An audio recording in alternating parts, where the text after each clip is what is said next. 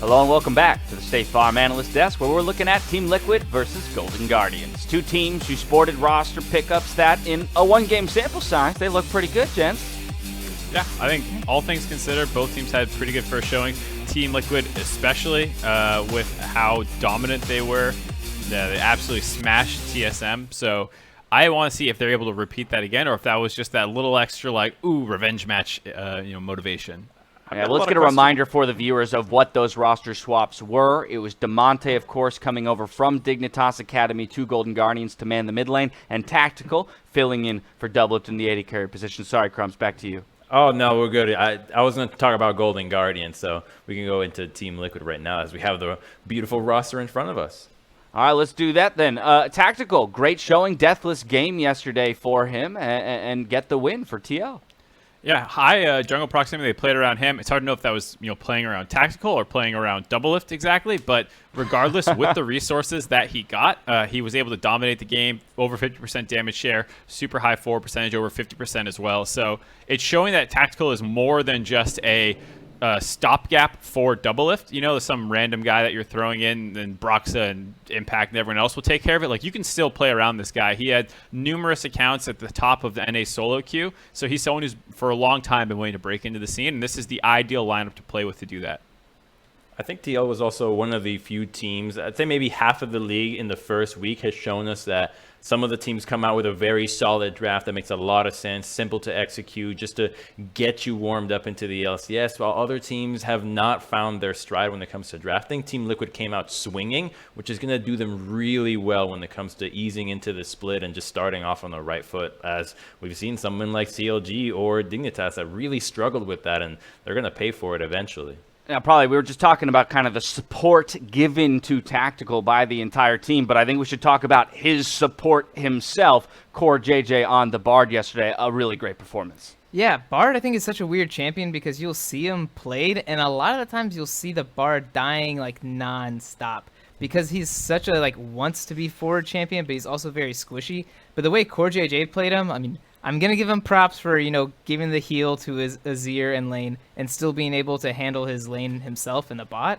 But the way he was finding engages was really, really special. A lot of the times it was on double lift on Kalista, which is kind of hard at certain points, as long as she has her Q up. But he found the timings where Kalista did not have her Q up to do the double jump and was actually catching, I'll stop saying Kalista, he was catching double lift as much as possible that game. There you have it, 100% KP on that Bard. Fantastic performance out of the All-Star support there. But now I want to hop back to that Golden Guardians conversation. I'm coming back to you, Crumbs. Damonte in the mid lane. The man didn't start on an LCS team last split, and he picked up the win yesterday. Yeah, and it's really interesting that he expressed that Closer wanted to play with Damonte, that they feel like the 2v2 style could go really well. So I'm looking at the 2v2 synergy quite a bit. However, in the last game, Damonte's flanks left a little bit to be desired. I felt like the Echo could have done a little bit more, and Dignitas, from how far they fell behind in the Trundle versus Graves matchup, were just not able to really take advantage of that fact. So I think that I want to see him step up a little bit more today, and they're going to go up against a really solid opponent. Jensen has been a stud in the mid lane despite last split for Team Liquid, so I think he's going to really show us where does Damonte lie against someone that will be able to play a lot of the standard matchups, or see more unorthodox assassins or melee picks that can really punish some of the unorthodox picks that Damonte has. Mark Crumbs referenced, bringing those junglers into the conversation, particularly from the side of Golden Guardians, Damonte closer. How do you expect that to interact with the Titans of Broxah and Jensen, though? Well, we were talking a little bit earlier in the day after that C9 game about who might be interested in emulating their style of, kind of hyper-feeding your jungler. And, that's Golden Guardians to a T, I think. They got Graves in the last game. Big mistake. I don't expect that to happen again. But you saw what happened in the C9 game where you draft a comp that's focused on getting your jungler ahead. They took Olaf, they took Yuumi, they take Galio, and then it's all about just empowering your Olaf. You can do that. You can do it with Nidalee. It has been quite successful, but you can still go for that. We talked about Nocturne before. Kindreds all have high skirmish potential that can turn into carries themselves. And so I would love to see that, especially given that Damonte is a pretty good facilitator when he is on his teams. Well, both teams currently sit at 1-0. Time to find out who comes out on top when we send it over to Captain Flowers and Kobe for Champion Select of Game 3. Gentlemen, thank you very much. And everybody out there in the audience, thank you so much for joining us here for this third game of the day. My name is Captain Flowers. I am joined, the man on my left, on your right, by my good friend, Mr. Sam Kobe Hartman Kinsler. It has been way too long since you and me jumped into some League of Legends, my friend. It truly has. Honestly, give me a high five here. We haven't tried this yet. All right, wait, hold on. All right, we'll try that. Yeah. We scuffed it up. We'll have to work on that throughout the throughout the rest of the split. But right now, we got a different beast in front of us. We got ourselves our third game of the day coming up. Is Team Liquid going up against the Golden Guardians? I think this is going to be a lot of fun. The desk did a good job highlighting the new pieces to the team, but I'm excited to see how these two junglers are going to face off, given how much they both stomped in those openers. I want to see this. I want to see the Graveses. I want to see the Nidalees. We're not going to get Graves in this game anyway. But, all right. Oh well, we'll see how it goes. We'll see how it goes. Graves, Set, Syndra, Varus, all banned away. All right, I see Kalista as the next highest priority for my guess for the last ban because Varus and Ezreal already out here. Now, the other one to think about in trade there would be the Aphelios, but it's up to Golden Guardians to see which one they want to let Team Liquid's first pick in trade back for the power pick in the jungle. Because with Graves banned out, Trundle then does rise up a lot because of the power that it brings to your team overall. But Yuumi will be the final ban here by the Golden Guardians. Tactical Aphelios again. Oh, baby. Now, for those of you who didn't catch LEC earlier today, there was a pretty balanced Aphelios moment where he 1v4s, kills one person, almost kills the rest of them, and then walks away. So Yeah. we got to outdo that one. We got to see if Tactical can outdo that here So today. I'd say that with all of the changes and nerfs and balances that they have thrown at Aphelios, we're now where most of those highlight reels, most of those WTF moments with Aphelios are around the white gun, the Chukrams, and that's exactly what happened in the LEC. It was the Chukram stacking and the good gun usage there, plus a Death's Dance. We'll get into all those things later because Death's Dance is just absolutely OP right now. The early stages of the picks have gone exactly like we talked about. The Aphelios traded for the Kalista here, and Golden Guardians grabbing the scaling there in the Ornn in the top lane for Hauntzer. Yep, they grabbed the Hauntzer, and the response with Team Liquid is to get that Trundle you were talking about. And not just is Trundle such a powerful pick already, but when you're up against this giant meatball in Ornn, he's going to be so damn tanky. When you're able to subjugate all those stats, steal all that high value away, I'm expecting Golden Guardians to probably go for a multi-tank comp here, because otherwise it just feels really bad for Ornn to just go, well, guess I'm squishy whenever Trundle decides to press R, but we'll see how it goes. The Nidalee will be locked in here for Golden Guardians. We'll see what Closer's going to do on that one today. I like this. They're trying to put Closer at an advantage up on a pedestal for the early game here to try and punish Broxah. I thought Team Liquid did a really good job last time around using Trundle's strengths. They focus on objectives early. Broxah forced that early dragon when his bottom lane had priority.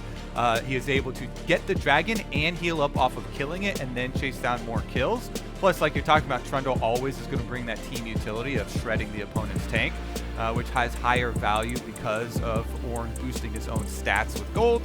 You know, Trundle gets a piece of that, but I like taking the offensive look at it. Golden Guardians are saying, we're going to throw the Kalista in the bottom lane. This has priority over the Aphelios. We're going to add on top of that a Nidalee jungle over Trundle, and while she doesn't bring as much to the team later, she will bring the extra pressure with her range advantage and being able to throw out the spears. I think that they should be able to craft a game plan for Golden Guardians around the bottom half of the map and around those dragons. Let's see how these bans are going to keep shaking out here as we get through this second half of the draft. It's all mid lane all the time for both teams in their focus. LeBlanc, Corki, Azir, Zoe, all banned away, all popular picks in the mid lane. And let's see how Golden Guardians want to do this. You would 100% expect them to go for the support pick here. Leave that mid lane counter pick as the very last one in the draft for Damonte. That's what they're going to do. They lock in the Thresh.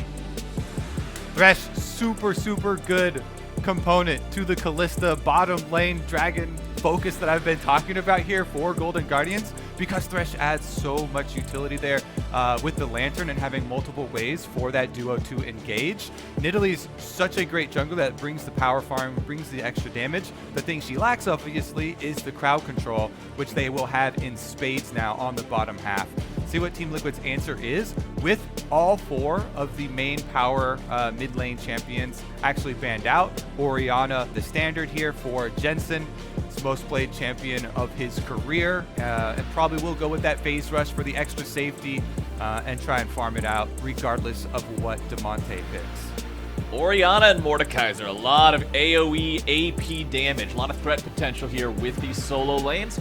And it looks like we're getting the Braum as the final pick here for Team Liquid. More defensibility. You will often see these defensive type of supports picked with Aphelios. You got to protect him. Doesn't have any dashes, no invisibility, no way to really drop the aggro, reset the threat on himself. So Braum will be doing his best to keep him protected there. But now into this Orianna. What is it going to be? And ladies and gentlemen, Golden Guardians throwing down the Golden Gauntlet with the NA Jayce locked in the mid lane for Damonte. And I really do think that this is a good pick. Even though people are going to go back to the old memes, Jayce having priority over mid is an integral part of any kind of bottom lane centric plan that you want to craft for your team. You need a triangle in this game. You can't just have the one lane pushing. If you are missing the mid lane piece, then it makes it very difficult to actually chain those dragons. And Jayce right now, very good in the mid lane. They've made some small changes over a few patches where they took some of the early damage out of Shock Blast and they put it into the later levels. So he takes a little bit longer to be as oppressive, but still should be able to have that effect versus the Orianna.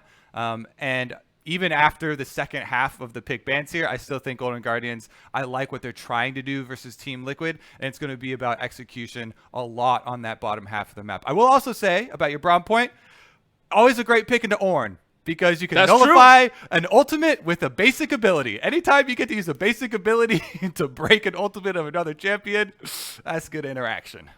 Braum and Yasuo, the 2 nightmare champions for the Ornn players, always having to wait to sound that horn before they can wreak teamfight destruction upon their opponents. But here we go, loading into the game now. Let's see exactly how they're going to play it out. And you know the one thing that I'm also looking forward to a lot in this one, Kobe? We got to see some top-tier BM yesterday from both of these teams. We got to see Golden Guardians BMing Dig, specifically Damonte with his ha ha ha ha ha ha ha tweets after flashing the Dignitas emojis. And we got to see Team Liquid flashing those TSM emotes as well. I want to see who's staying on top of it this time around, as Tactical's going to take a lot of damage here at level 1. CoreJJ is nearby to make sure that he's able to escape without having to blow any summoner spells.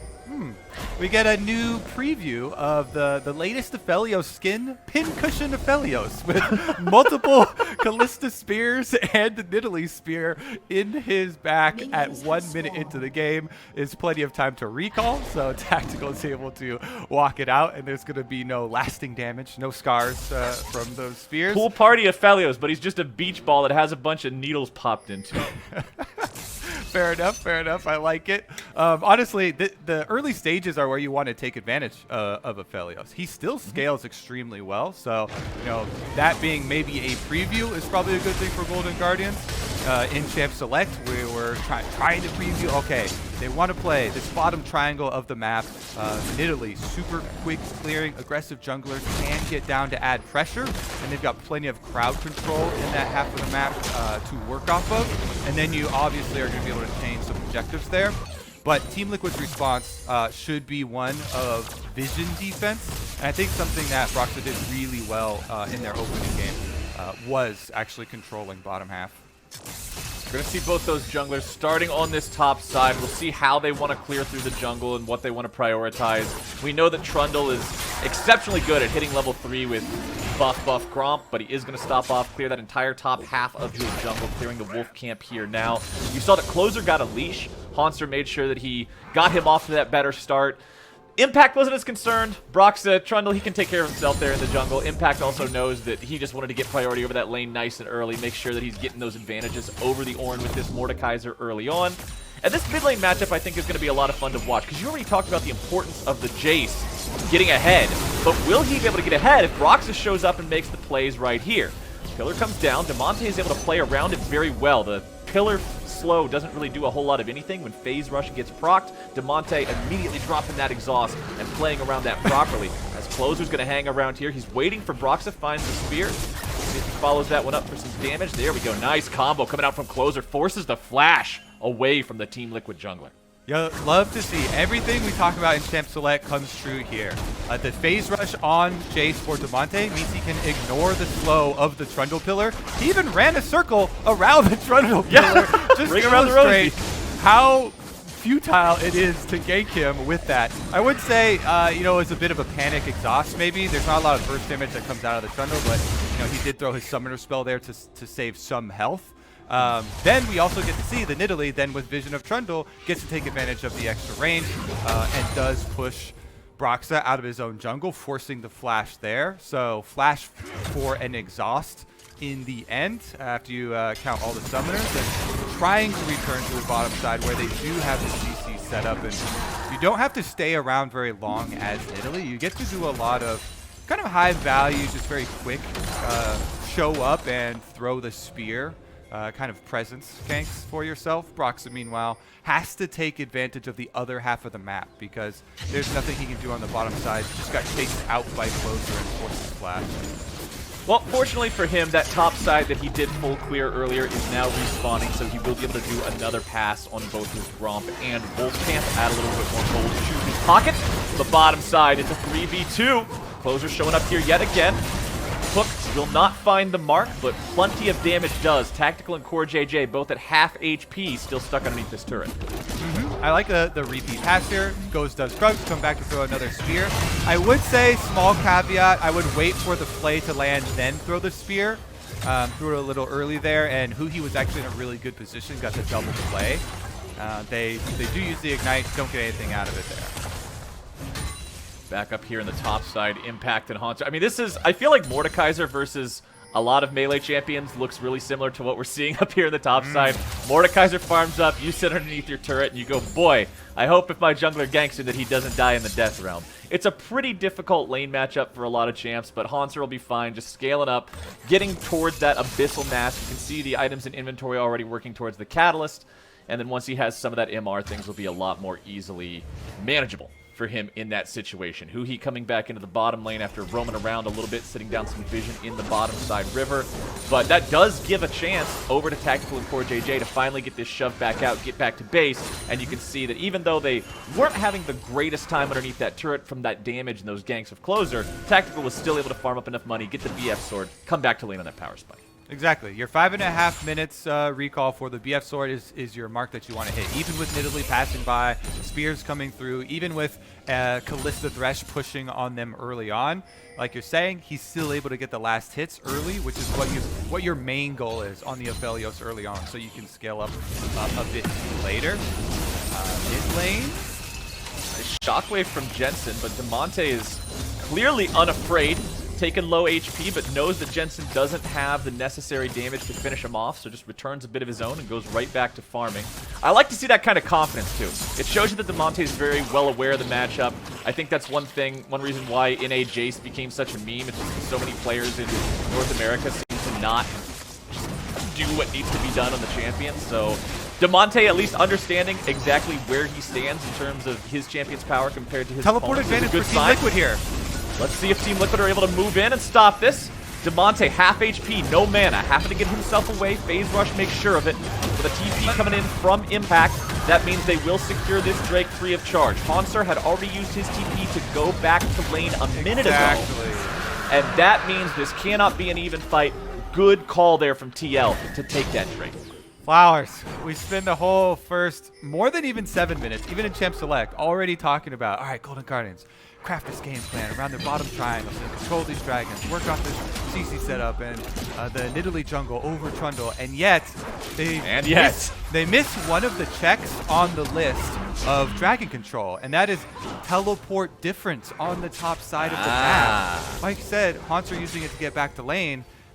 Golden Guardians start up the dragon without the extra resources. They're outnumbered down there, and although Impact does sacrifice a little bit, It wasn't even that much because he had just pushed up the previous wave, and they're able to extend that teleport to make sure that one of the Golden Guardians' main plans. Oh, maybe he's planning Nice to- hook coming out there from huhi, or is it? He ends up setting himself up for disaster, and Tactical and CoreJJ just slam that huhi. All right, Aphelios with the chakrams. What do we say? No, that's the one you gotta be really scared about. The white gun. Top side, Hauntzer's going down. Hauntzer very, very close to getting solo killed here. Has to flash away to survive. Impact showing exactly what Mordekaiser is able to do in these situations. Gets that summoner spell out of his opponent. We'll see if that facilitates any opportunity for Broxah to make a trip up here. But right now, it's Closer who's also hanging out in this part of the jungle. One more look at the huhi hook. It sealed his fate. All right, the chakram spinning around Aphelios. You can see them right now. Heal is used. CoreJJ both puts up the Unbreakable and exhaust FBI, so no damage can come through from the Golden Guardians on the engage, and yet Tactical is there with the perfect close range gun on Aphelios. Just annihilates huhi, and it feels like the best laid plans for Golden Guardians, you know, setting up, you know, like the draft with the direction coming into the game, but the execution thus far has been one of miscalculation. I think not respecting the tools that their opponents have available to them has really been costing the Golden Guardians thus far. First, it was the teleport on top side. Then it is the Aphelios with the spinning chakrams around him, and exhaust available for CoreJJ, meaning that there was no hope of that all in really working. Well, the nice part for Golden Guardians is even though the Drake went the way of Team Liquid and the only kill in the game is also Team Liquid's, it's not like Golden Guardians are super far behind in terms of the overall economy of the game. They're 250 gold behind TL at this point. That's really not any sort of a big deal. If this team can make something happen with a really nice engage off of huhi or Hauntzer, I think they still have a ton of teamfight potential and they can really make something happen in this mid-game. Once Damonte's Jayce gets that first big lethality item online and we can really see him start to shine. He is starting to fall a little bit behind in terms of farm, though. About 15 behind now as Jensen took the opportunity to go back to base, returning to lane now, has the Seeker's arm guard. For those of you who don't know, this item is absolutely crazy powerful with your laning against a lethality building champion. Once you get the stacks on Seeker's arm guard, I believe it's somewhere around 150% cost efficient. It is just, if you're not buying it, you're trolling. And it just makes it so much more difficult for Damonte to do what he wants to do. Poke Jensen out of this lane, do lasting damage, and have good. So you're saying gold star to Jensen, eh? Right now, Gold star to Jensen, sir, as he manages to escape the gank from Closer, drops the shockwave to make sure his opponents aren't able to make anything really happen there. It was exhaust expended by Damonte in that fight, and Jensen walks away unscathed. Yeah, but even with the exhaust on, you can see in the world of phase rush everywhere for also phase rush on Jensen on that side.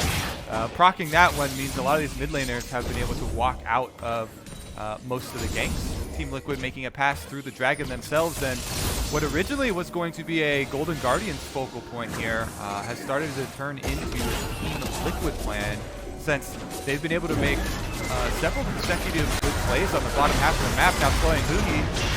3v3, they go after the enemy support, but that's the problem with Kalista, Thresh. They're both able to save each other so easily. But now huhi must be aware that get out of jail free card is no longer available. huhi taken below half HP, Tactical the same, CoreJJ almost down. Damonte coming in to the skies. The damage reigns true, but CoreJJ is going to be forced to flash away. Broxah barely holding on, but Closer grabs the kill. It's a 1-for-1. Tactical guns him down. Nobody's going to take this any further for now. huhi's still hanging around in the bush, seeing if maybe there's an opportunity to go for a hook here, but it doesn't look like it. Everybody's going to disengage this one as the dragon is about to spawn. Yeah, I was wondering if they were going to throw another shock blast there to try and interrupt these recalls, but it looks like Damonte's going back to push the mid wave first to try and get that 30-second timing. And after the reset, we'll check in on what they were able to accomplish. Tactical here, though, starts out the replay by dodging 4 kill shots. That gives Team Liquid the confidence, try and go in on huhi. And it's an ult trade for an extra ult there, as CoreJJ does use the Braum ult to get the Kalista ult and the Thresh ult down. But since Damonte comes down the river and the hook here, does land from huhi in onto CoreJJ, they get a really big chunk, and Team Liquid has to go into evasive maneuvers. And Closer decides, I can burst him and flash out. It is very close. Gets to find a little tick of damage there from Red Smite, so he at least does get his kill, but he burns his flash going for the extra 1-for-1 right there. That being said, again, Nidalee, Closer has been power farming, does have his fully completed jungle item and extra AP. Here we go. All right, let's see how this explodes. Rift Herald available as an option. Let's see here. Drake taken down, nearly killed off there, and it is secured by the Golden Guardians. The power of Closer's Nidalee. He does have level advantage in these sort of smite fights. He's so much stronger than his opponent in Broxah. 59 CS compared to 100.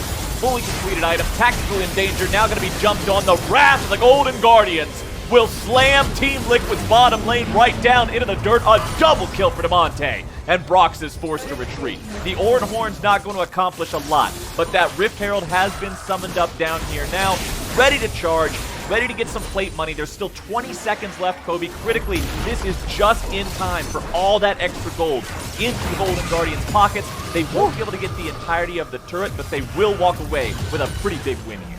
You said it, Flowers. Just in time. The Golden Guardians get the game plan back on track. They find their success we've been looking for in the bottom lane. They're able to first secure the dragon with Nidalee. Huge farm lead gained by power farming from this champion, of course, and Closer with the extra level leads.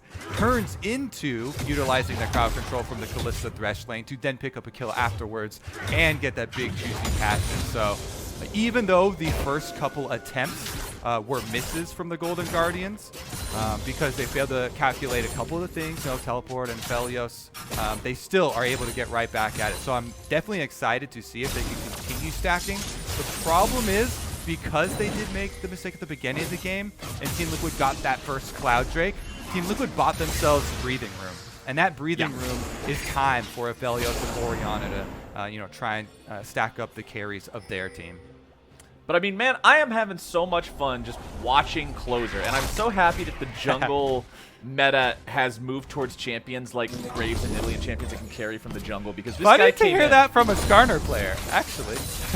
What? Come on, these are the Chad junglers, man. These are the junglers that are going to carry the game. True. That's so fun to see. And especially on a player like Closer who came in, and so many people were excited to watch this guy because he's good at the game. He wants to play aggressively. He's not content to just try to sit there and scale.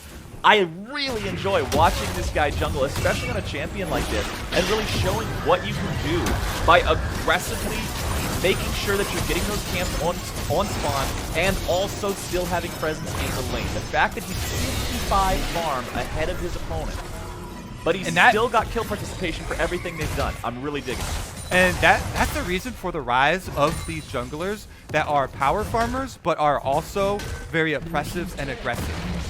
Because of the extra increased value, on experience over the last, few changes, they are both able to farm very quickly and still have that presence, affecting the objectives, affecting the lanes themselves. The Nidalee, the Graves, these types of super popular champions right now. Problem with Nidalee is, like you're saying, if it's a bad Nidalee player, if it's not, a skilled jungler, then you feel so useless. So it's really heartening to see it successfully used here by Closer, by the Golden Guardians.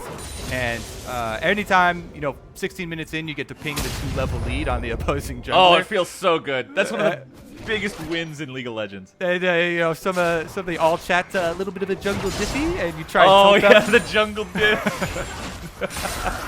Get your mental edge. So far this game. But speaking of differences, I also want to point out, looking at mid lane, pretty big farm difference continuing to build here for Jensen's Orianna over the Jayce of Damonte. Did just now complete the Luden's Echo, so first big item done now for him.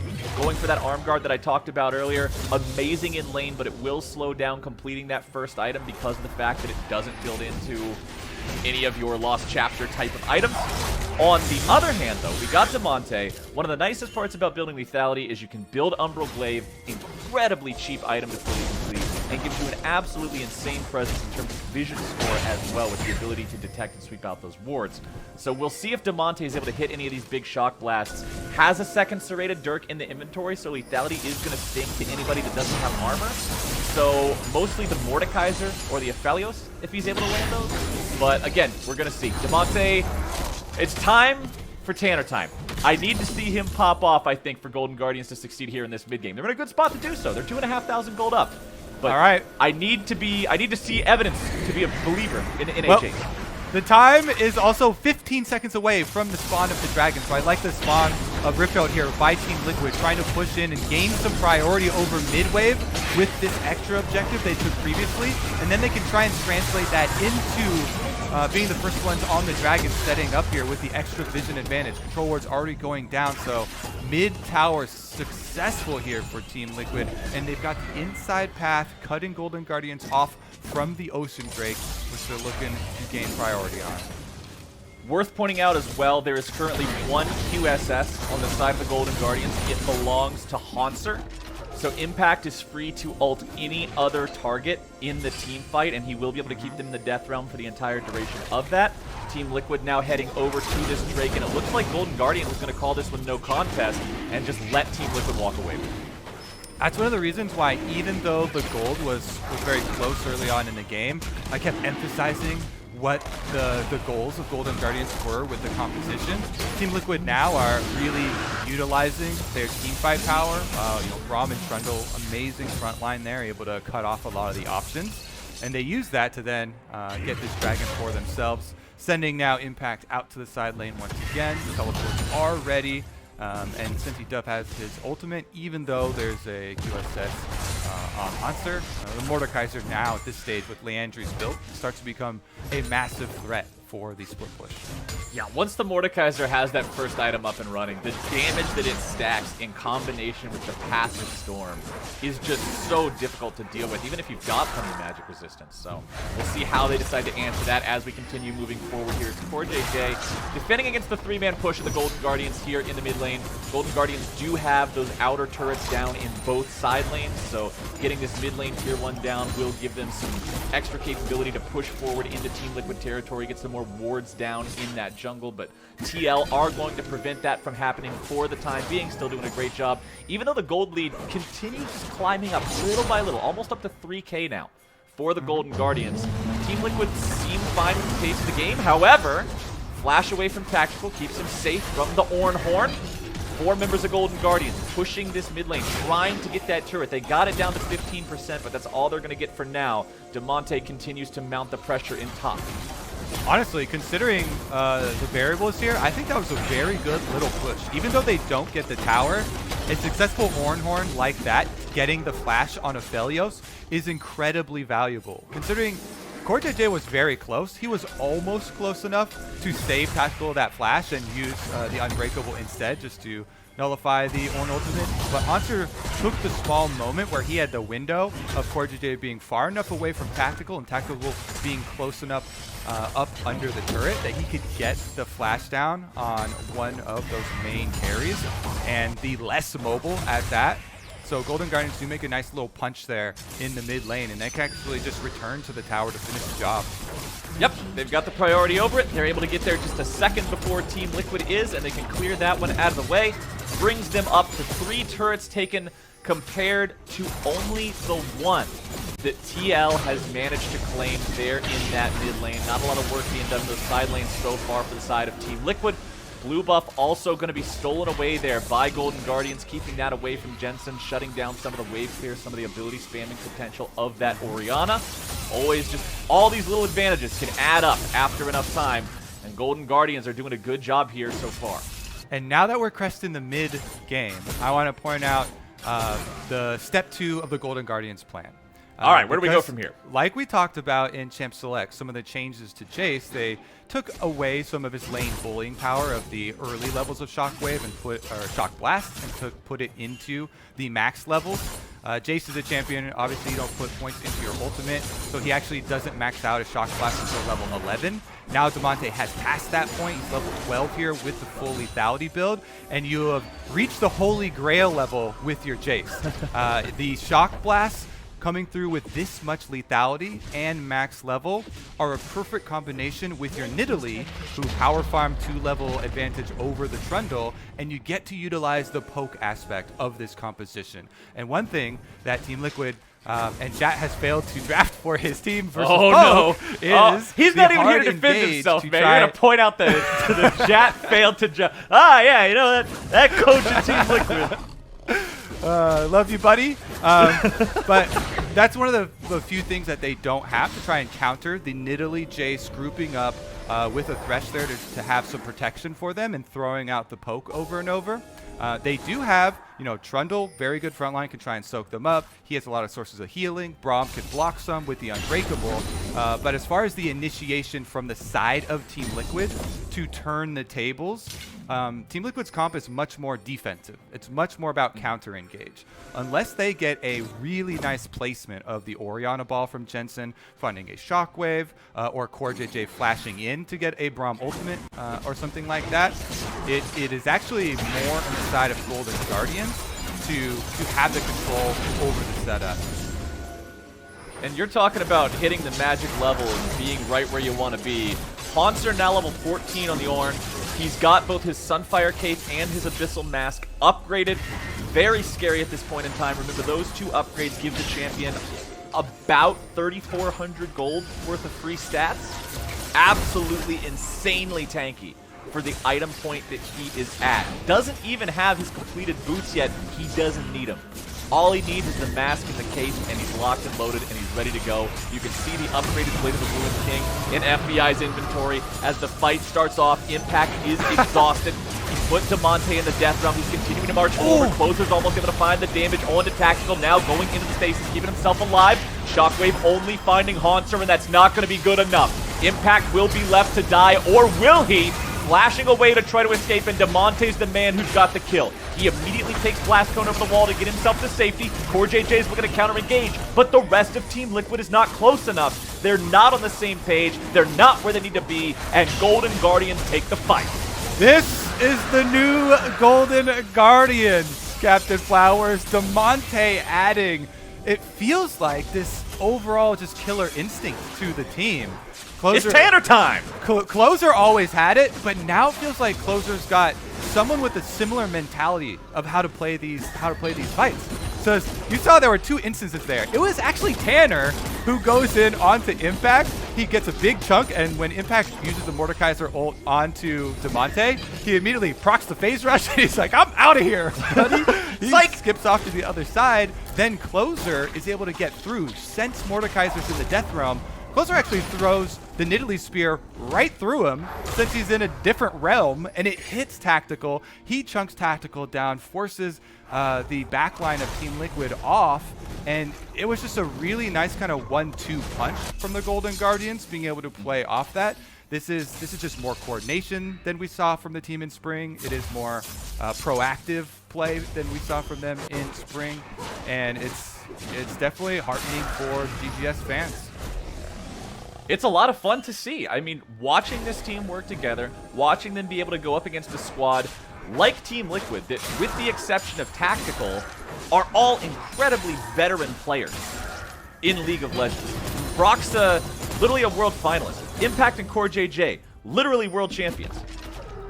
There's a lot of skill, there's a lot of talent, and there's a lot of experience on this roster. And so Golden Guardians being able to go up against these guys and hold their own like this and outperform them in these team fight situations isn't just saying, yeah, well, let's see how they do against the real team.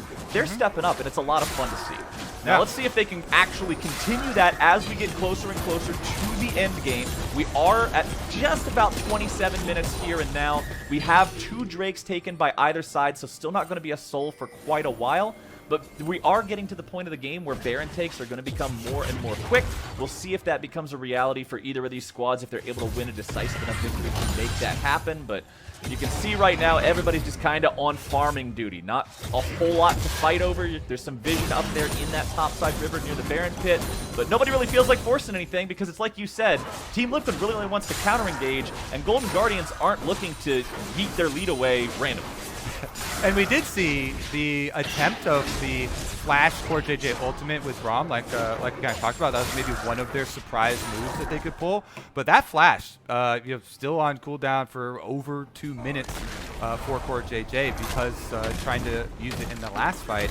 So they also don't have that. I would say we should now look at it from Team Liquid's perspective, because coming into this, you're like, okay, Team Liquid probably advantage. We should look at it from Golden Guardian's perspective. But now Team Liquid are on the back foot, and they should probably be trying to use Impact with his teleport available, almost level 16 on Mordekaiser. You can try and push him to that level 16, get your rank 3 ultimate, and then your split push, it either forces another pressure point on the opposing team, or the opposing team tries to send Nidalee and multiple people to try and cut off the Mordekaiser, in which case you get to use your ultimate for a 1v1. You try and go 1-for-1 and trade a lot of time to allow your Orianna, Aphelios, Braum, and Trundle, which is a very good 4-pack at actually threatening Baron, at threatening other areas of the jungle objectives. And you can pull kind of extra pressure out of your pocket that way, even though they're down in gold overall. They still have some very good tools to use. Void Staff on that Orianna, now also one of those tools. This is a powerhouse team fighting champion. All Jensen needs is one big shockwave in one of these fights that hits some valuable targets. When you look at the Golden Guardians roster, there's a lot of squishiness here. Nidalee in the jungle is not a champion that can go in and soak a bunch of hits. The one way that she can survive that we saw in the last team fight, she uses the stopwatch or the hourglass, goes into the stasis, buys a couple of seconds. But in that last team fight, Jensen's shockwave critically only hit Hauntzer. If that's able to find the targets that it needs to, that could be a team fight win condition just all on its own. But again, that's up to Jensen to find that positioning. Make sure the ball's in the right place at the right time to land those hits. CoreJJ going to eat a little bit of damage here, but Golden Guardians won't really find the opportunity to put too many dents in the health bars, as the Drake will be spawning here in 20 seconds. Whoever gets this one will put themselves on soul point and make it so any subsequent dragon is an absolute nightmare for their opponents to yield, considering this is Ocean Soul, commonly referred to, commonly thought of as the strongest soul by pretty much everybody. So, and especially when you have something like Ornn, it's pretty crazy. All right, looks like Team Liquid going to give up on the dragon number 3. This one's not the pivotal one, obviously, but it does put the extra pressure, on Soul Point later that we're talking about leading up to. Some things to account for Team Liquid. Keep your eyes on the guns that Tactical actually has available.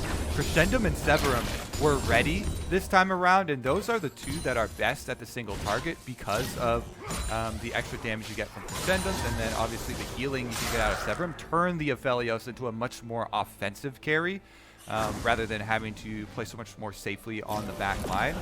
And that's one of the things that Team Liquid can try to use in the split pushing that I was talking about, the 4-1 pack that Team Liquid have available. If you've got a Crescendum, your 4-1 is even more threatening because the Crescendum Aphelios melts through neutral objectives. And if you send multiple people at impact, then the Aphelios takes something very quickly elsewhere. Worth pointing out that both AD carries also have a Death's Dance now completed, so there is a decent chance that if they're not focus fired properly by everyone in these upcoming team fights, is it time for our Death's Dance rant? We can see a little bit of silliness. Okay, you know what? The game actually has been super slow for like the past 5 minutes. Go for your rant. Just go crazy, man. Tell people about Death's Dance. I've just been a Death's Dance salesman for the last couple of weeks here because there's so much packed into this item. When they redid the build path for it, they also juiced it up with more value. So I think that any champion, top laner, junglers, mid laners, bottom laners, maybe even support should be building this item because it gives you the armor and MR now on top of whatever your first item is. It turns most champions into what your dream is when you're thinking about lifesteal tanking things. And this is something that was previously only really available in things like Dota, where champions can actually 1v9. You can have agility champions that get lifesteal, and you can become unkillable. That wasn't really seen in our game before, but now with the Death's Dance, because of the damage delay, plus the amount of lifesteal and spell vamp that it gives you, there are many champions like Aphelios that are very well equipped to have full damage builds, plus just adding in a death stance to become that level of threat, and you get those YouTube highlight things that you're talking about. And like we just saw in the LEC, where with Crescendum available, is able to pull out 1v3s, 1v4s sometimes if you're able to utilize summer spells and dodge some skill shots yourself. But I would say I've been spamming it on all the any early game junglers like Olaf and Rek'Sai. If you're able to get ahead, it's just it also just works so wonderfully on Chad Skarner. I know that obviously that's a very popular meta pick that everyone's really concerned about. But it's a super great item on that as well. But let's see, back in the game though, let's pay some attention to what these guys are doing on the Rift here, now that we've been talking about Death's Dance for a couple of minutes, because honestly not much has changed. We're really just kind of waiting on this next Drake to spawn. It is Ocean Soul. If Golden Guardians are able to claim it, they're still up 4,000 gold. This is going to be pressure on Team Liquid to make the right decisions in this situation. Impact going after Damonte here yet again, looking to find the kill. Nicely done. And now he's going to use the stasis to buy himself some time. Huhi trying to do something here, but he's going to be pulled to safety by FBI. Golden Guardians have to retreat. They've lost their mid laner. Impact just picks that one up for free. He has to use his flash to secure it, but that's easily a trade that you choose to make, considering now TL are the ones forcing Golden Guardians to make the hard decision, forcing Golden Guardians to respond. It's CoreJJ on the front line, looking to block the rest of the team from helping them out. Impact coming around from the side, and Hauntzer is just going to be beat down. That's 2 dead on the side of the Golden Guardians. Both solo lanes are out of the picture, and TL as 5 are going after the Baron. And critically, they still have 55 seconds to attempt this before that next Drake spawn.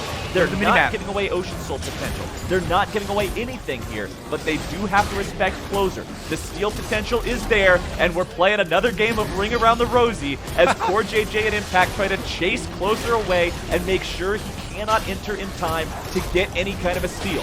Broxah now the lone jungler in the pit. It's an easy Baron, and TL are feeling great about this sequence of events. Closer flashes over the wall, trying to escape. Jensen tries to stop his exit route there with the ball, but Closer wisely leaving through the bottom part of the jungle so he doesn't get cut off by that. And now you can see Golden Guardians heading towards that Drake pit. 10 seconds left. This is their Ocean Soul.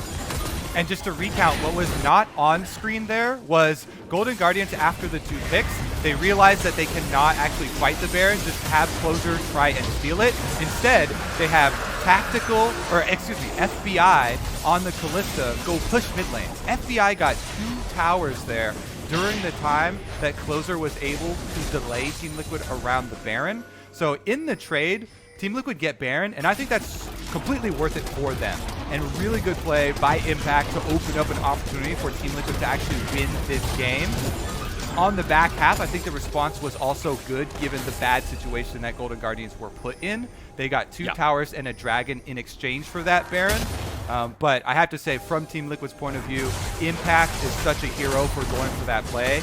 Him opening up a possible route for them to actually win is huge. They push down mid with the Baron. They get the tower gold there first. Then they can go pick up the extra standing gold on bottom. But it looks like they want to fight instead with the Baron buff on. Baron buff ready to go. CoreJJ, they're on the front line. Huhi's able to find a hook, but only onto Broxah. Impact is just destroying any health bar that he goes near, and Huhi will be the first victim of Team Liquid in this fight. Golden Guardians now looking to continue this afterwards. Hauntzer there in the middle trying to tank up everybody. CoreJJ going to be forced back. Shockwave on to 3. I said it. I said you only need 1. And ladies and gentlemen, Jensen hits it onto the Golden Guardians. CoreJJ flashes in for the slow into FBI, forces the stopwatch.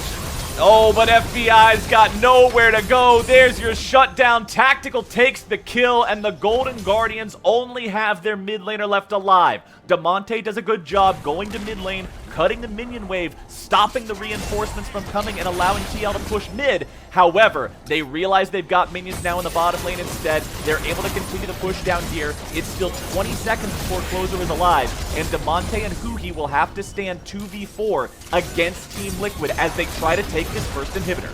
Team Liquid press ahead off the back of Impact, making another big play for the team. Flowers, have you seen a more alpha champion, a more alpha move from Impact, just walking up to the entire team? Again, he's just going to go ult, grab, I believe it's Huhi this time around. Yeah, Huhi's going to be for Huhi. Huhi's going to be the one selected. He just wants to get the stats off of the kill and take down the front line of Golden Guardians. He opens the pathway and forces the fight for Team Liquid. They don't have, surprise hard engage. They don't have, anything flashy. He's going to have to walk up and just do it by hand. And if he does that, it paves the way for Aphelios and Orianna, two very good late game carries to be able to run over the enemy team. And even though you rack up the kills, Orianna, really good shockwave there by Jensen, and Aphelios is able to run through Tactical, almost level 18 himself now. I still would give most of my credit for this game, my vote for MVP for Team Liquid thus far, to Impact. Yeah, I would agree. I think the shockwave was the moment where that fight 100% was going to go the way of Team Liquid, but the fight itself only happened because Impact said, the fight is happening now. And that's exactly what this team needs. It goes back to what you were talking about earlier, man. This is not a team that has drafted a ton of engage mechanisms.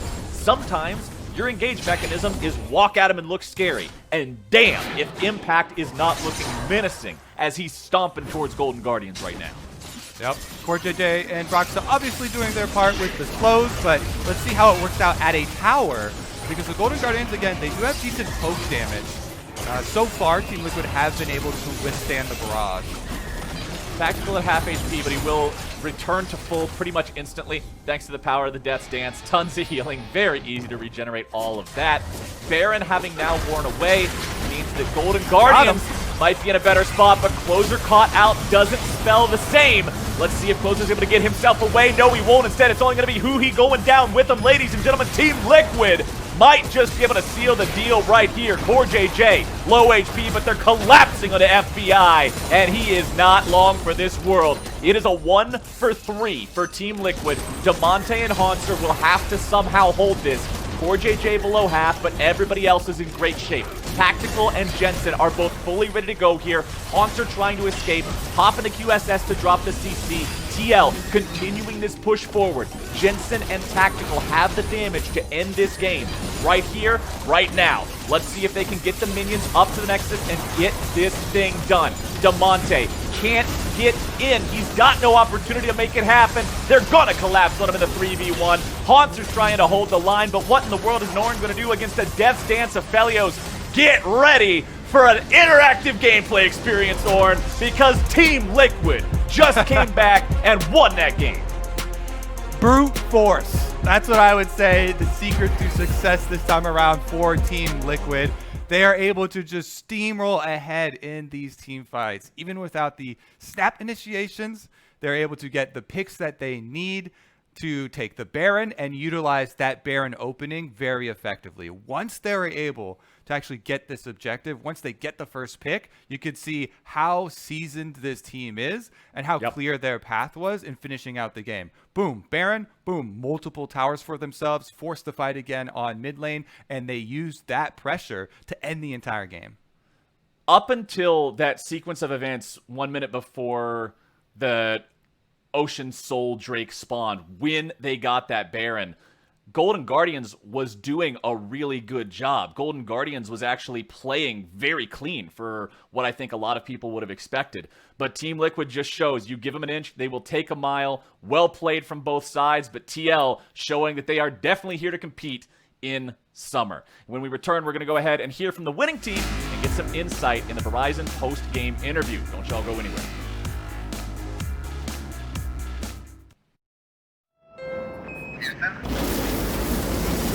Brightness is increasing. There it is. Oh, yeah, beautiful. Cars like this don't come around often. The redesigned Type R, the most powerful Civic ever, from Honda.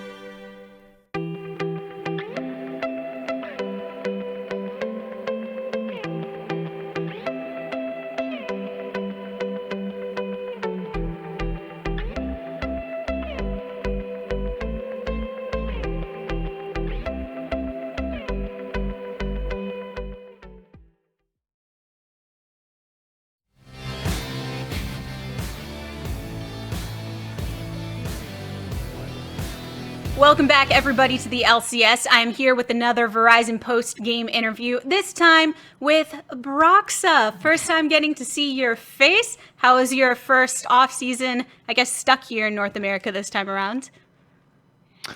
My off-season here has been pretty weird for various reasons, but honestly, having a lot of time to spend with the team, spending with my teammates, and getting to know everybody has been pretty great. And Team Liquid has been really good at taking care of me, treating me well. So far, I've really been enjoying my time here, despite having a very long off-season.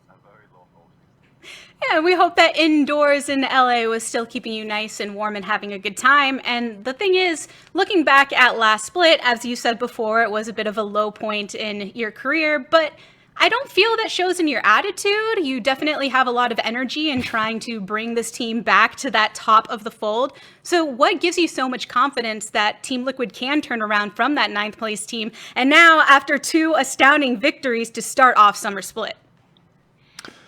I've always believed in this team. Like I said, ever since I came here to North America, that the only reason for me to come here would be to win and try to make a difference internationally. And despite everything that happened in spring, I still believe in everybody around this team, all of our staff, all my teammates, the org, and I think there's different reasons that we didn't succeed in spring. Some in our control, some not. But most of all now, we've had a proper chance to actually gel together as a team, get some team play going, and get synergy, which is something we lacked in spring, probably the biggest thing we lacked in spring. Because if you don't have really good team play, if you don't have synergy, then everything kind of falls apart. And now we've already been practicing for around 5 weeks, and we've had a really good chance to actually figure out how we want to play and how we want to approach the game. And I think despite today's game not being the cleanest, I think we are already showing some improvement, which is nice.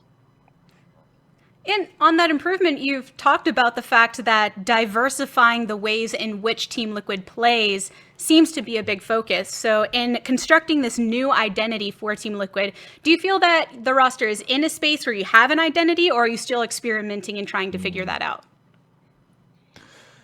I wouldn't say that we have a specific identity yet. I think we have a pretty clear idea of what we want to become and what we want to be at the end of the summer split, but at the same time, it's still a work in progress, and we still need to figure out exactly what is the ideal way for us to approach everything. Something I commented on previously is that ideally I want the team to be flexible and be able to play through everybody. I have a lot of good laners, and I want to be able to actually support all of them and help all of them and be able to put them in a position to carry whenever it's necessary to do so. And now that is just really a work in progress, and I'm convinced that by the end of the split we're going to be in a position where we have 5 scary carry threats. Well, speaking to the strength of your laners, speaking to the strength of the jungler in you, this is a strong meta for jungle. Do you believe that it's time for junglers like you to shine? I definitely think so. I think this previous game showed, unfortunately not in my favor, but this previous game showed that junglers definitely have the possibility of carrying and doing really well. And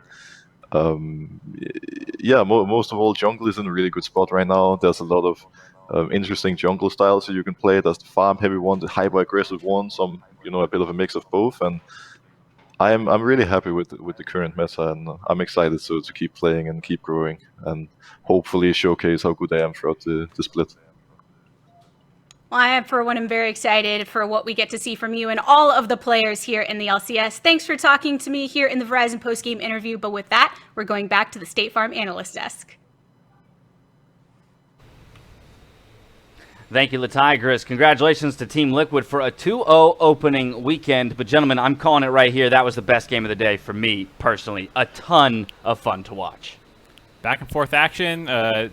People were making big plays, people were making boo-boos. It was super fun to watch. And, either team could have won that game with cleaning up a couple little mistakes. So let's dive into it, because I think there is so much to pick apart. And first and foremost, I want to talk about the comps, but with a focus on a few positions specifically, the jungle and those mid lane positions. At the top of the day, we talked about meta, developing meta, and some discrepancies between our region and others. Mark, I know you were hammering the Jayce point. Damonte brings it out here in the mid lane. Thoughts? I was talking about Jayce top. Jayce mid can work.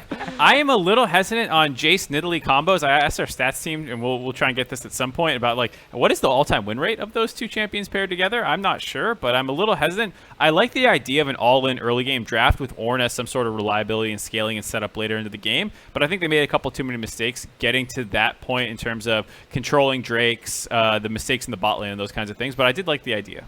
Now, it is surprising that Golden Guardians chose to put themselves in this position where you're basically having to be playing flawless and then capitalize on your opponent to make mistakes. Now, luckily, Broxah did make one of those pathing errors that Closer was able to capitalize and just really balloon a lead. But I think the Golden Guardians might want to put themselves in a position where they can actually contest fights later on into the game and not just completely get rolled over once a certain point happens. We're going to come back to that mistake from Broxah in just a moment, because it was a crucial one in terms of setting Golden Guardians off on the right foot. But probably I'm actually going to come to you, because we had a level 1 invade, which coincidentally played into a much later play in the game. But Golden Guardians looking for an advantage early here. Yeah, so the way this level 1 works is you need to make a beeline directly to bot lane. So you're not able to make this run if you have a Kalista and she decides to Oath-Sworn someone. So FBI forgoes Oath-Sworn huhi there, and later this ends up biting them a bit when they actually take a fight at level 6, and Kalista's actually not able to ult huhi back because they haven't used that ability yet. Yeah, you see it there, but this is a bit later in the game. Once he has picked it up, in fact, made it all the way to level 7 before he even skilled the R point up, because of that fact that he had yet to link himself to huhi, and that would prove to be disastrous in one of those early 2v2s down in the bot lane, with a kill going over to Team Liquid.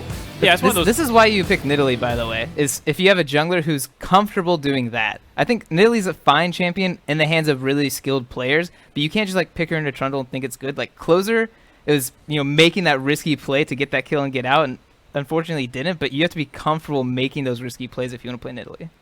From here, I'm going to jump back to that whoopsie that you were talking about, Crumbs, and Broxah even self-admitted to in his interview there, a pathing mistake taken advantage of by Closer early on. Yeah. So he wants to take advantage of that Damonte's playing pretty aggro in mid lane, but he's got Phase Rush and Exhaust, which make him really impossible to gank, and it's not like the setup between Orianna and a red buffless Trundle is going to be useful. So Closer immediately capitalizes, lands the first spear, and now Broxah loses the entire bot side of the jungle. Nidalee started in her own red side, so Broxah is left to have to go all the way up to get those doubles, and that is why the Golden Guardians composition was able to be pretty dominant in the early game, because Closer got that advantage from punishing a Broxah mistake. Had that not happened, this game might have been a lot more even in the beginning, and then those team fights would have been in the favor of Team Liquid much earlier on, when Impact would have been able to just get into the back line, get anybody out, and immediately tear apart this pokey composition. And I know what everyone at home is thinking right now. They're like, what's going on? Team Liquid won the game, and these guys won't stop talking about Golden Guardians and everything that they did right early on to get a lead. We are actually going to look at one more Golden Guardians favored play, but only to set up what would be the great fall for them in this game. Mid lane here, probably walk me through it. Yeah, so this is a really great clip because Golden Guardians do have the inside track to go to Dragon here, and they choose not to. They choose to go back to mid lane, and usually people are making fun of this kind of play as an NA ARAM. But here, this is super advantageous for a poke comp, because if you see, Team Liquid was just stuck mid lane and in these chokes taking all these spears, and their health just gets lower and lower as the spike gets so elongated, until Closer finally lands a spear and goes in, and that's how you're supposed to fight with these poke comps. And you don't want to have these big explosive ones at an objective, you want it before the objective and on the transition to it. And it also shows how hard you have to work to get these advantages. Like, that's a minute stretched out of poking and going and finally getting that opportunity to get that pick off. And as the game gets later and later, the amount of poke you need to land, especially with Team Liquid having an Ocean Drake, this makes it really hard to execute, because if you do make a mistake and you go in too early like Closer did there, which was perfectly timed, might be a little bit too late, too early in other ones, or if you're just ever caught out of position, which is how Team Liquid actually got back in the game, was Impact found Damonte in the river and just 1v1 killed him. And so that's one of the problems with this kind of draft when it's a poke that doesn't scale very well, is you have to put so much work in around objectives to be able to do it. Golden Guardians did it great there, but you get to see how difficult it can be too. A higher barrier of execution there, and it really does put an emphasis on executing perfectly. Crumbs, I think that then curtails into the play that will stick out in people's mind, Impact, and getting the catch around the Baron to turn things around. It really just shows the fragility of Golden Guardians composition, all while us liking it stylistically for the team. Yeah, they were down in some gold, and the Impact just shows up and picks away the Jayce. He doesn't have a QSS to get out of that, and the second that he goes down, there's really not a whole lot when it comes to using the gate for defensive disengage from Golden Guardians, or even additional poke. That the Nidalee spears were not very reliable in the first place, and the fact that the fight happened around Baron is why it was so detrimental for Golden Guardians. They lose that objective, and then suddenly you're on the back foot as a poke comp that had to get ahead. The gold stopped mattering, and then the Orianna shield and the Braum just nullified everything in between. A phenomenal opening weekend for Team Liquid as they move to 2-0 off of a 9th place spring split. They couldn't ask for better. Up next, we've got Game 4 coming up. We've got CLG and Immortals clashing right after this. Oh, yeah. Woo!